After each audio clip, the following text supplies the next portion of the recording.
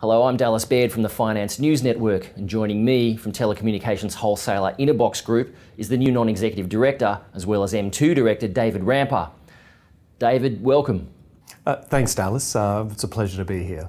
David, why did you decide to take the Inabox board seat as non-executive director? Well, I've actually known Damien Kay for quite a few years, back to my days with Singtel Optus. Damien was there at the same time.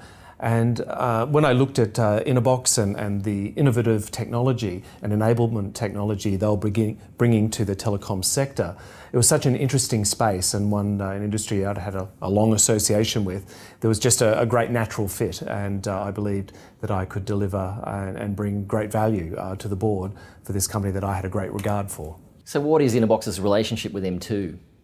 Well, like all relationships in the telecoms industry, it's multi-tiered. M2 is a supplier to Inabox, but also M2 has a strategic investment in Inabox as well, which they made at the time of the IPO. And that really was in recognition of the great business platform that Damien and the team had built, but also Damien's leadership style and the great leadership that he was providing to the company and therefore through that the industry.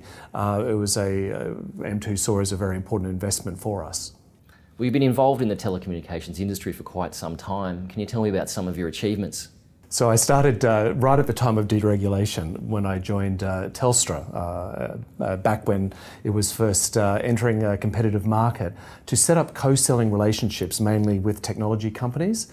And if you think about it, this was really the start of convergence in the telecoms and IT space. So I joined Telstra, helped them set up those co-selling relationships with technology companies such as IBM, HP, National Cash Registers, NCR. And then from that moved through various divisions and then finally into the wholesale division, where I led a fairly significant study of USA and Canadian telecommunications companies, looking at how they did their wholesale business and bringing back that strategy and structure to Telstra, and really reformed and restructured Telstra's telecommunications division to aggressively go after that opportunity in the market.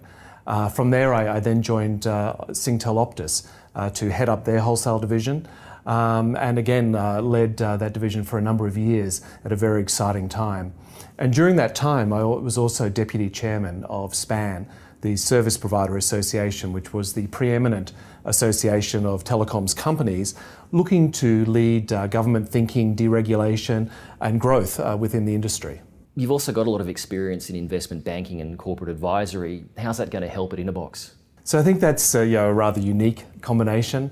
So the deep telecoms understanding and industry experience, but combined with the understanding of the global financial markets, helping companies with their capital strategic plans, aligning it with their business plans, and really helping companies have the enablement through the right capital to meet their growth objectives. So a lot of that understanding, sort of those two sectors combined, I think are a very appropriate addition for the Inabox board.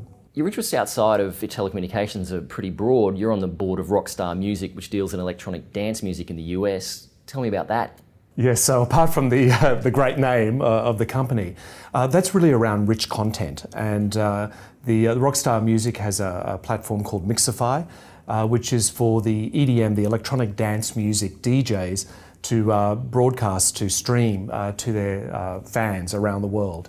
And so really, if you think about it, it's putting this rich content to the Gen Y in terms of meeting them in their interest group, but also giving them a social networking platform. I mean, the music industry, Mixify, much like Inabox, to be honest, is very much disruptive technology. It's changing the way that we traditionally meet our music providers, the way that we actually listen to our music, that we receive our music, much as the same way that Inabox is changing the landscape in how a retailer can become a telecommunications provider, for example, or an energy company can become a telecommunications provider. So both are offering disruptive platforms, which is what I find very exciting and challenging. Well, David Rampa, thanks for your time. It was a pleasure.